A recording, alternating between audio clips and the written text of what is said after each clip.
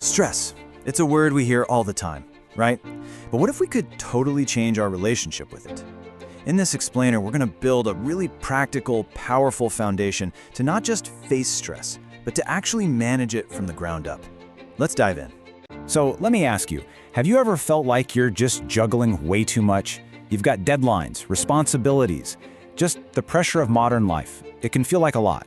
If that sounds familiar, you are definitely not alone. But here's the good news. How we respond to all that pressure can change everything. So here's our game plan. First, we're going to get a handle on what stress actually is. Then, we'll dive into the 4 essential pillars for building your own personal stress management system: movement, nutrition, sleep, and just getting to know yourself a little better. Okay, first things first. Let's get to know the opponent, so to speak. What exactly is stress? Because really, understanding the challenge is always the first step to overcoming it. Now, this is a really important shift in thinking. We tend to think of stress as this bad thing, but it's not, inherently. It's basically your body's built-in alarm system. It's a signal telling you that something needs your attention. The trick is learning how to listen to that signal without letting the alarm just take over your whole house. And this right here gets to the absolute heart of it. Instead of trying to find a way to silence the alarm forever, which, let's be real, is impossible, the goal is to build a foundation so strong that you can handle whatever triggers it. The solution isn't a stress-free life. It's building a mind and body that are resilient enough for whatever comes your way.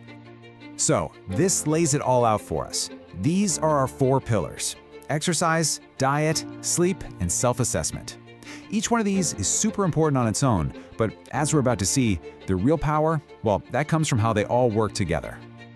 All right, let's jump into our first pillar. Move your body. And look, this is not about training for a marathon or becoming some elite athlete. It's simply about making physical activity a non-negotiable part of your week.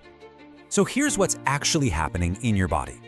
When you get stressed out, your system gets flooded with hormones like cortisol. Exercise literally helps you metabolize and clear out that cortisol. And at the exact same time, it triggers the release of endorphins, your brain's natural feel-good chemicals. It's a powerful 1-2 punch against stress. So, how do you actually make this a reality? The key is to make it easy on yourself. First, and this is huge, find something you actually like doing. A walk, dancing in your kitchen, whatever. Start small. Even 15 minutes makes a difference. And finally, you have to treat it like it's important. Put it in your calendar, just like you would a meeting you can't miss. Okay, next up, our second pillar, fueling your well-being. What you put into your body has a direct line to how you feel mentally.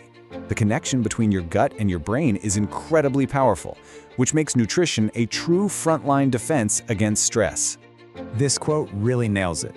Highly processed foods, tons of sugar, they can increase inflammation and just leave you feeling sluggish and kind of emotionally all over the place.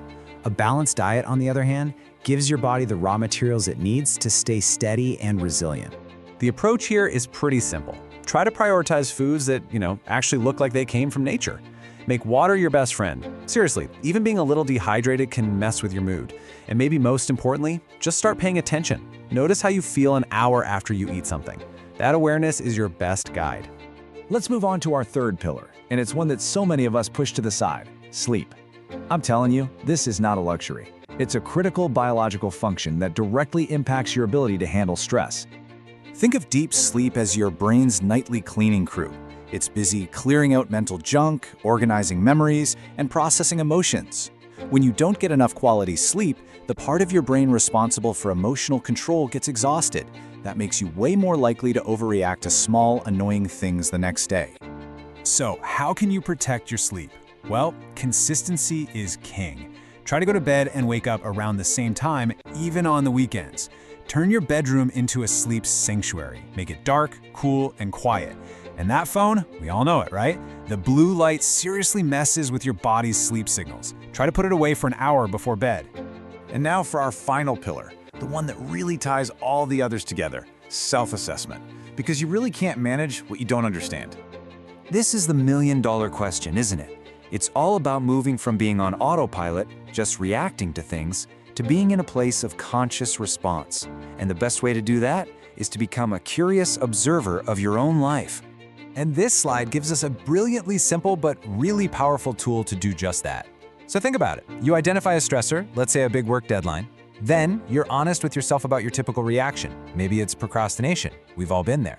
Now, here's the game-changing part. What could a better path look like?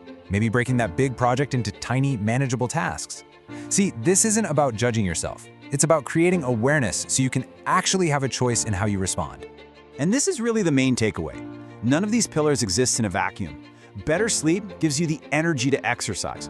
Good nutrition helps stabilize your mood. Self-assessment shows you exactly where you need to focus your efforts. They all build on each other, creating this really powerful, holistic system for your well-being. So as we wrap this up, the goal is not to perfectly master all 4 of these things overnight. That would just create more stress. The real question is which one of these feels like the most accessible first step for you right now? What's one small thing you can do today to start building your foundation? Because that, right there, is where all the change begins.